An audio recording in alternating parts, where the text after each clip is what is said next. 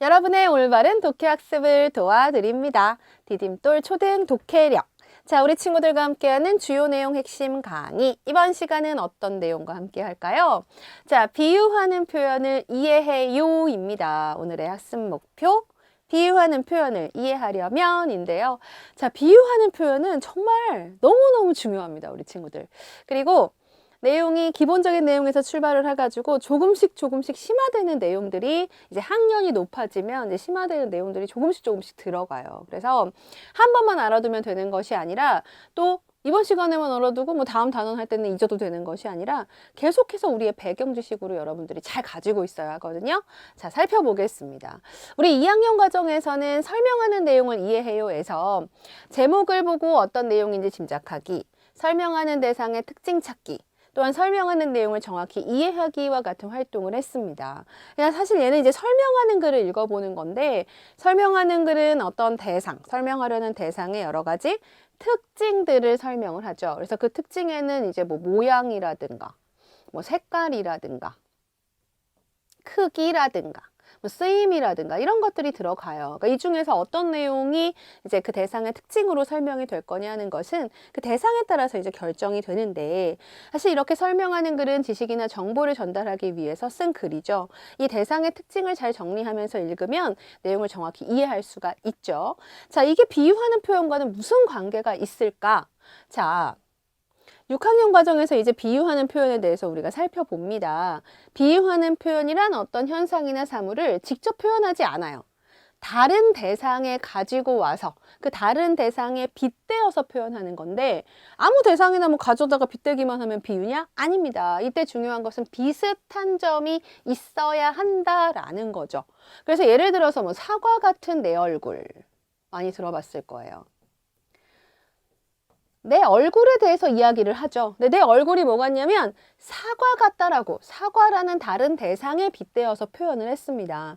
그냥 내 얼굴은 예뻐 라고 말하는 것보다 사과 같은 내 얼굴이야 라고 얘기하면 보다 그 얼굴에 대한 느낌을 더 구체적으로 떠올릴 수가 있어요. 사과 같다고 했으니까 사과처럼 동글동글 매끈매끈 예쁘장하게 생겼나 보다 라고 우리가 그 느낌을 떠올릴 수가 있죠. 이렇게 비유하는 표현을 알면 내용을 쉽게 이해할 수 있고 실감나게 느껴져서 글쓴이 의도도 잘 파악할 수가 있는데, 이게 설명하는 대상의 특징과 무슨 관계가 있을까?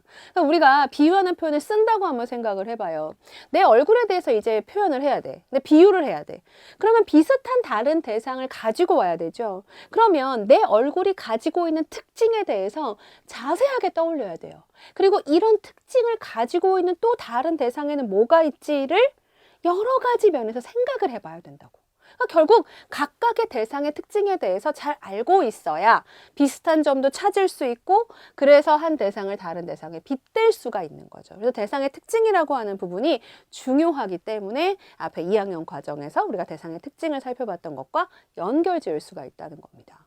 자, 이게 독해 원리로 들어가면 어떤 내용으로 나오게 될까요? 자, 수능까지 연결되는 독해 원리 살펴보면, 설명하는 내용과 비유하는 표현 사이에는 반드시 공통점이 있어요. 두 대상 사이의 공통점. 설명하려는 내용을 이렇게 비슷한 다른 대상에 빗대어서 비유로 표현을 할 수가 있다는 겁니다.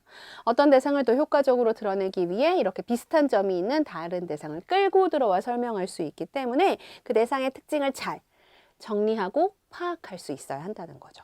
자, 문제로는 어떻게 출제될지 궁금하죠? 윗글에 표현상 특징으로 적절하지 않은 것은 하는 문제예요. 근데 그 안에 보니까 어때요? 비유의 방식을 사용하여 대상에 드린 속성을 부각한다 와 같은 내용이 있습니다. 아니, 문제 발문에 비유에 대한 내용이 없는데 선지형 내용 가운데 비유의 방식이라는 표현이 들어있네요. 아, 우리가 여기서 알 수 있는 건 뭐다? 비유라고 하는 것은 어떤 대상을 표현하는 특징 중에 하나구나, 표현하는 방법 중에 하나구나 라고 정리해 볼 수 있습니다. 작품에 대한 감상이나 표현상 특징을 묻는 문제가 나오는데, 이게 이제 비유적 표현을 잘 이해하고 있는지 확인하는 문제가 된다라는 거죠. 그러니까 표현상 특징 하는 말이 나오면 아, 비유의 방법이나 이런 것도 찾아낼 수 있어야겠구나라는 생각을 해주시면 돼요. 자, 정리를 해볼까요? 오늘의 핵심 독해 원리입니다. 비유의 원리를 알아야 한다. 비유의 원리는 뭐다? 한 대상을 우리가 뭐 원관념, 보조관념이라는 말로도 해요.